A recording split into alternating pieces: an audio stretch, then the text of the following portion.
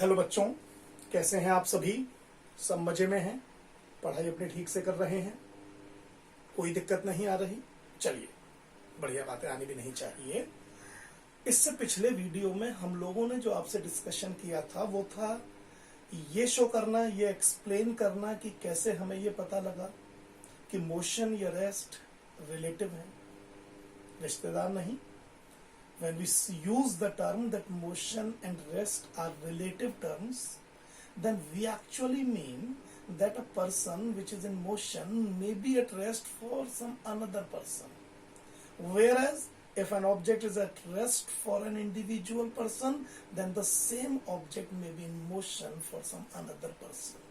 Same may be applied for rest condition also. So simultaneously the same object may be at rest, may be in motion for different objects or for different persons, है ना। ये हमने relative motion में समझा था। इसके बाद हम लोग यूनिफॉर्म और नॉन यूनिफॉर्म मोशन की बात कर रहे थे।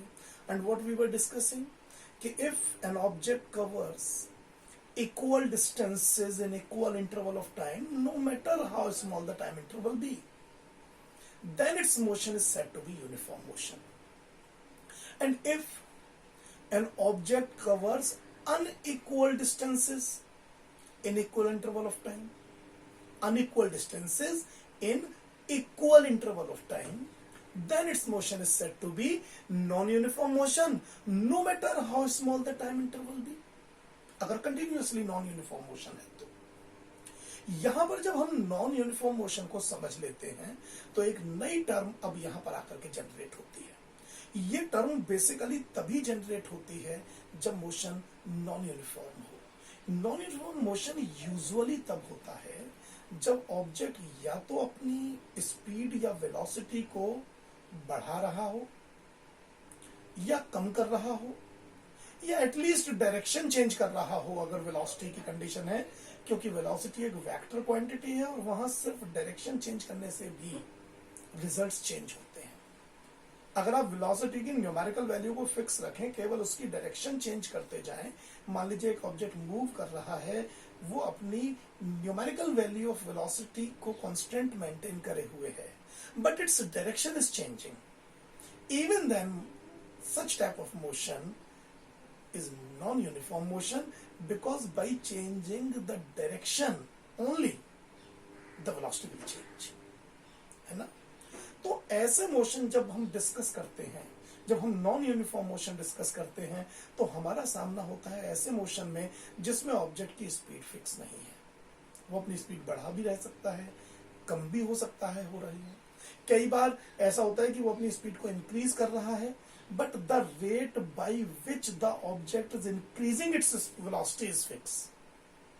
वो बढ़ा रहा है लेकिन पर सेकंड कितनी बढ़ा रहा है वो फिक्स है। मैंने मान लीजिए डिसाइड किया मैं शुरू में 0 से चलूंगा, लेकिन हर 1 सेकंड के बाद मुझे अपनी वेलोसिटी फिक्स करके 3 मीटर पर सेकंड बढ़ानी है। यानी 1 सेकंड के बाद में 0 से 3, उसके 1 सेकंड के बाद में इट विल बिकम 6, उसके बाद में इट विल बिकम 9। तो मेरी वेलोसिटी फिक्स नहीं है, लेकिन कितनी चेंज हो रही है वो फिक्स है पर यूनिट साइन। 1 सेकंड में कितना मैं अपनी वेलोसिटी को बढ़ा रहा हूं, दैट इज फिक्स्ड। तो ऐसा मोशन है तो नॉन यूनिफॉर्म, लेकिन इसमें वेलोसिटी का जो चेंज है in a fix time, that is constant, that is fixed, है ना। तो ऐसे भी केसेस देखेंगे हम। कई बार ऐसा भी होता है हम कभी अपनी वेलोसिटी को ज्यादा तेजी से बढ़ाते हैं, कभी स्लो बढ़ाते हैं, that is also possible.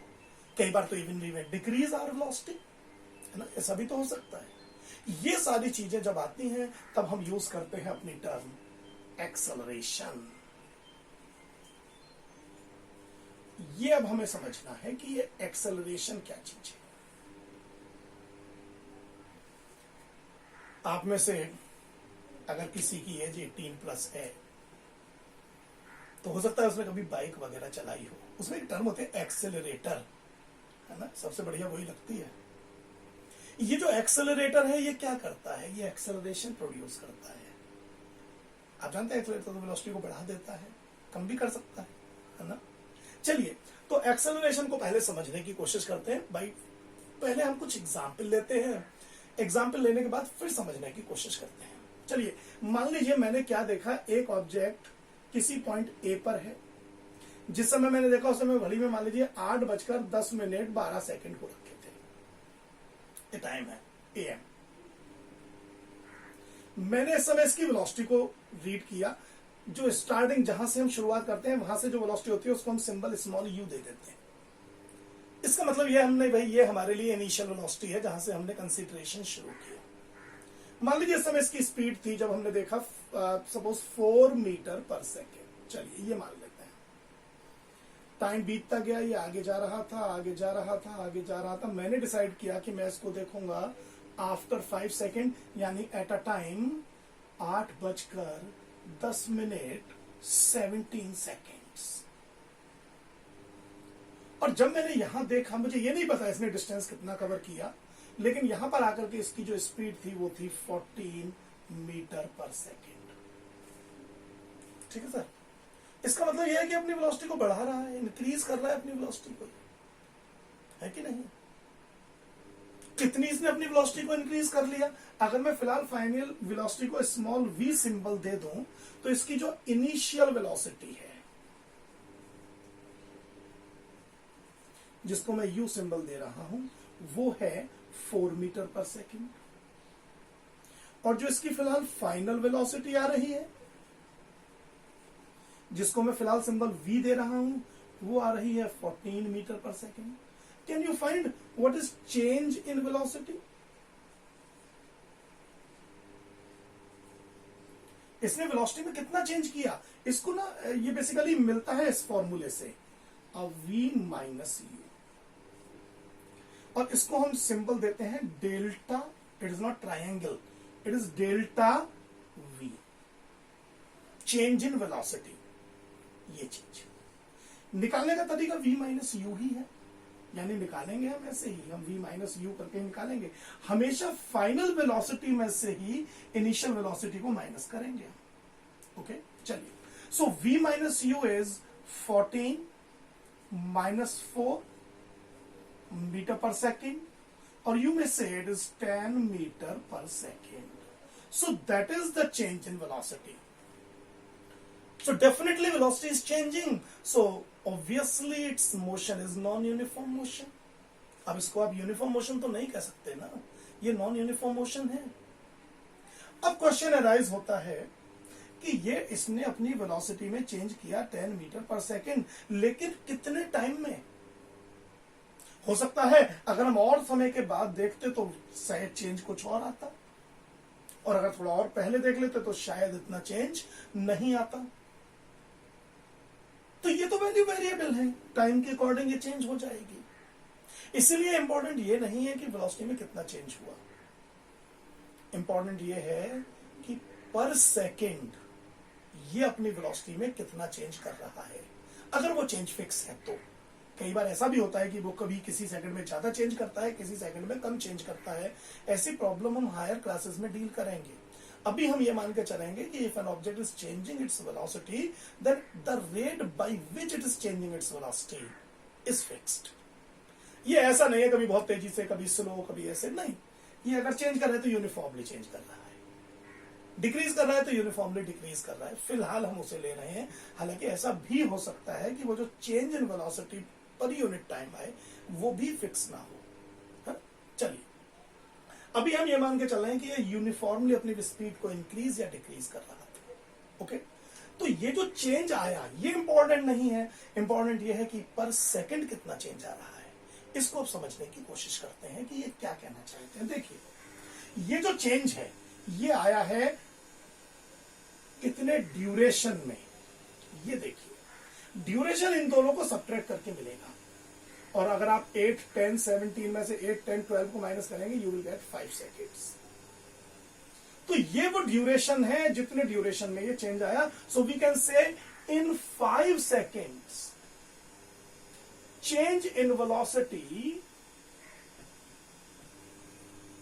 is actually that 10 meter per second. Can you tell me what will be the change in velocity in 1 second? 5 second में अगर इतना चेंज है तो 1 सेकंड में कितना होगा? आप कहेंगे सर ये 10 मीटर पर सेकंड जो है इसको डिवाइड कर दीजिए 5 सेकंड से, तो 10/5 तो चलिए 2 आ जाएगा, ये आएगा मीटर पर सेकंड और you can say it is metre, 2 metre पर सेकंड स्क्वायर, और ज्यादा एक्यूरेटली लिखें तो ms-2। ये बात मुझे क्या इंडिकेट कर रहा है? ये इनफैक्ट मुझे ये इंडिकेट कर रही है ये टर्म कि जब इसने चलना शुरू किया तो हर सेकंड में इसने अपनी वेलोसिटी 2 मीटर पर सेकंड बढ़ानी शुरू की। The object was increasing its velocity by a value of 2 meter per second in 1 second. That is why it is 2 meter per second per second. Okay, so object is increasing its velocity by 2 meter per second. अब आप सोचिए 12 पर अगर इसकी 4 थी तो 13 पर obviously 6 हो गई होगी, 14 पर 8 हो गई होगी, और अगर आप ऐसे चलाते चले जाएं तो 17 पर इसकी वेलोसिटी 14 मीटर पर सेकंड आ जाएगी। सही बात है कि नहीं है? सो ये जो आपने फाइंड आउट किया है ये बेसिकली एक्सेलरेशन कहलाता है। ठीक, इससे हमें ये पता लगता है एक्सेलरेशन से कि by what value of velocity object is changing पर सेकेंड ऑब्जेक्ट अपनी वेलोसिटी में कितना चेंज कर रहा है, बढ़ाए या घटाए, that is a different thing. अब हम इसको डिफाइन कैसे करते हैं एक्सेलरेशन को? इसको डिफाइन करते हैं rate of change of velocity. इसको आप ऐसे भी कह सकते हैं rate of change of velocity, आप ऐसे भी कह सकते हैं change in velocity in 1 second. अच्छा, कई बार ऐसा भी होता है टाइम की हम यूनिट मान लीजिए सेकंड नहीं लेके चल रहे हैं, हम तो किलोमीटर पर आवर ले रहे हैं, तो ये भी हो सकता है आप किलोमीटर पर आर स्क्वायर ले लें एंड यू में से change in velocity in 1 hour. इसीलिए सही डेफिनेशन जो रहती है ना वो क्या रहती है? The acceleration is defined as the change in velocity in unit time. अब हमने यूनिट टाइम कर दिया, चॉइस इज आवर्स। हम अब टाइम की यूनिट को सेकंड लें, मिनट लें, आवर लें, लेकिन यूनिट मतलब वैल्यू 1 लेनी है। 1 आवर ले रहे हैं तो 1 आवर लीजिए, 1 मिनट ले रहे हैं तो 1 मिनट लीजिए, सेकंड ले रहे हैं तो 1 सेकंड लीजिए, और इस तरीके से देखिए कि किस तरीके से वेलोसिटी में चेंज हो रहा है। बस समझ रहे हैं ना आप ये बात? ठीक, तो हम या तो ऐसे डिफाइन कर दें rate of change of velocity. अच्छा, रेट का मतलब ये नहीं है कितने पैसे लगेंगे। In the language of physics, when you use the term rate, then it means per second. है ना? रेट का मतलब पर सेकंड होता है, ना कि कितने पैसे लगे वेलोसिटी चेंज कराने के। It is not like that. So when you are using the term rate of change of velocity, then you means what is the change in velocity in 1 second, per second. कितना change आ रहा है, ये acceleration है। ठीक, अच्छा, अगर आप यहां ध्यान से देखें तो जब आप डिफाइन करते हैं तो एक्सेलरेशन देखिए हमने निकाला कैसे है। हमें जो भी फाइनल वेलोसिटी दी हुई है हमने वो नोट किया है, उसमें से इनिशियल वेलोसिटी को माइनस किया है, इससे हमें मिलता है चेंज इन वेलोसिटी, और फिर हमने उसको डिवाइड कर दिया है उस टाइम से, उस ड्यूरेशन से, जितने समय में ये वेलोसिटी यू से चेंज होकर वी हुई। मैं ये फिर याद दिला रहा हूं कि हमेशा फाइनल वेलोसिटी से इनिशियल वेलोसिटी को ही माइनस करना होता है। बात समझ रहे हैं आप? तो इस तरीके से हमें एक्सेलरेशन के लिए एक फॉर्मूला मिल जाता है। हमें टाइम और ड्यूरेशन के डिफरेंस को भी समझना चाहिए। टाइम वो है जो घड़ी बता रही है, ड्यूरेशन दो टाइम के बीच का डिफरेंस होता है। ठीक, तो ये फॉर्मूला हम अप्लाई कर सकते हैं। जहां तक यूनिट का सवाल है, वेलोसिटी की यूनिट मीटर पर सेकंड होती है, टाइम की यूनिट सेकंड होती है, इसलिए कलेक्टिवली जब आप दोनों को डिवाइड करते हैं यू में गेट मीटर पर सेकंड स्क्वायर और मीटर सेकंड माइनस 2। ठीक, अच्छा, ये भी याद रखिए कि ये एक वेक्टर क्वांटिटी है। वेक्टर क्यों है भाई ये? क्योंकि वेलोसिटी वेक्टर है। Velocity itself is a vector, और वेलोसिटी वेक्टर है इसलिए vector upon scalar is a vector. Pressure का केस डिफरेंट है, मैंने डिस्कस किया था। Pressure is force upon area, force is vector, area is scalar, no, area is a tensor. ये कुछ सिनेरियो में स्केलर होता है, कुछ सिनेरियो में ये वेक्टर भी होता है। ऐसी क्वांटिटीज जो वेक्टर, कुछ सिनेरियो में वेक्टर, कुछ सिनेरियो में स्केलर होती हैं, उन्हें हम टेंसर बोलते हैं एक्चुअली। तो area is actually a tensor, ठीक, ये टेंसर होता है। लेकिन यहाँ पे जब हम प्रेशर निकालते हैं फोर्स अपॉन एरिया, तो वहां स्केलर ही मान रहे हैं हम इसे। तो ये वेक्टर अपॉन स्केलर है, लेकिन फिर भी वो स्केलर था। अब पहला वीडियो देखिए जिसमें मैंने डिस्कशन किया है ये स्टार्टिंग में, वहां पर हमने ये एक्सप्लेन किया है कि क्यों प्रेशर वहां पर हमने स्केलर माना था, जबकि यहां पर हम वेक्टर अपॉन स्केलर को वेक्टर ही मान रहे हैं। और हमारा जनरल रूल यही है कि whenever a vector is multiplied by और divided by a scalar, the what we are getting, the final result is always a vector. Pressure is an exceptional case there. ठीक, तो इस तरीके से मुझे ये एक्सेलरेशन मिल जाता है।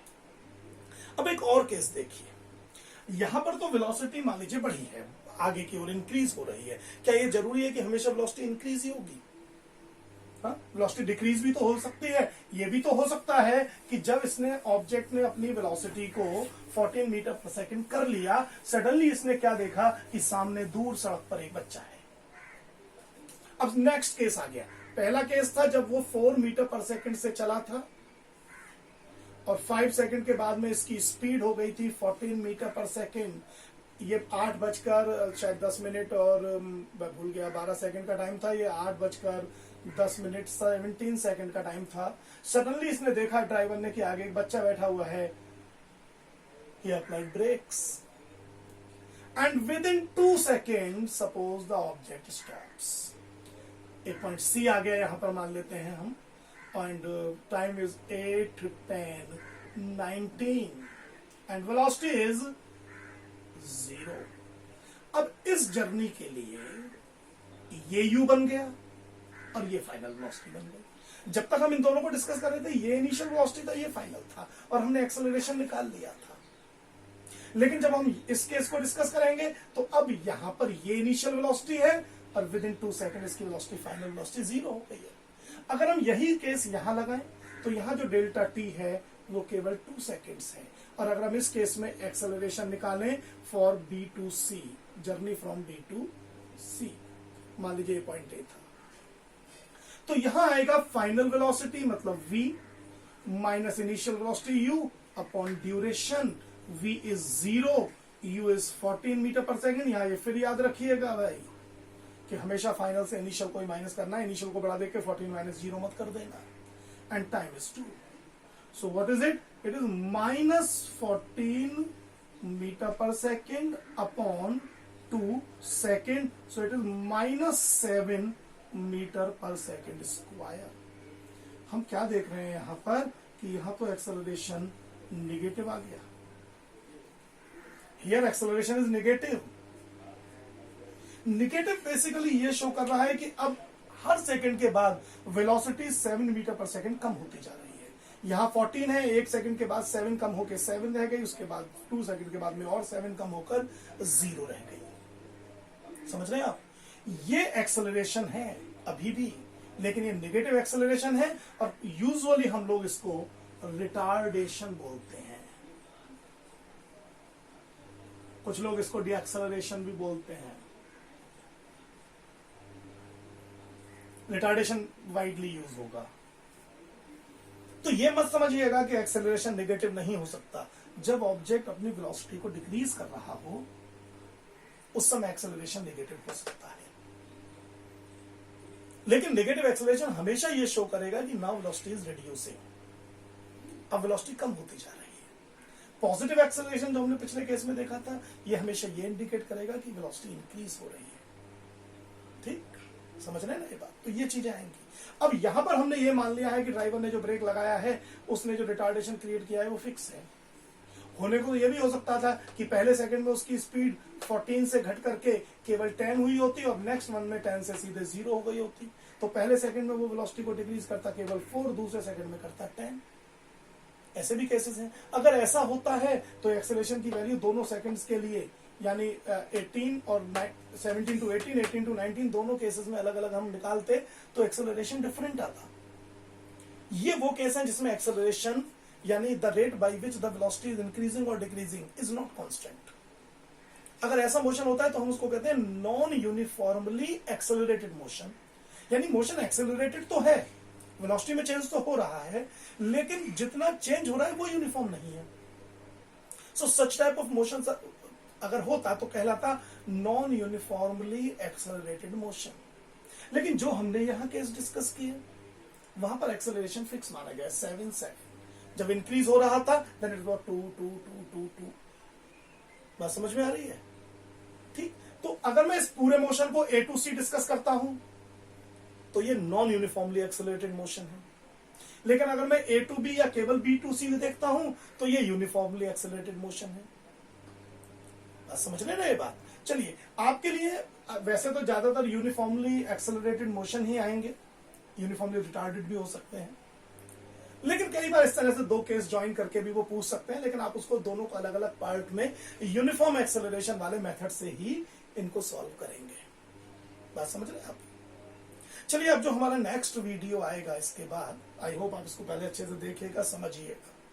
उसमें हम कुछ बेसिक प्रॉब्लम डिस्कस करेंगे, जो हमें एक्सेलरेशन से रिलेटेड कुछ न्यूमेरिकल्स डिस्कस करेंगे, जिससे हमें इसका एक और अच्छा एक क्लियर मिल जाए एक्सप्लेनेशन कि ये होता क्या है।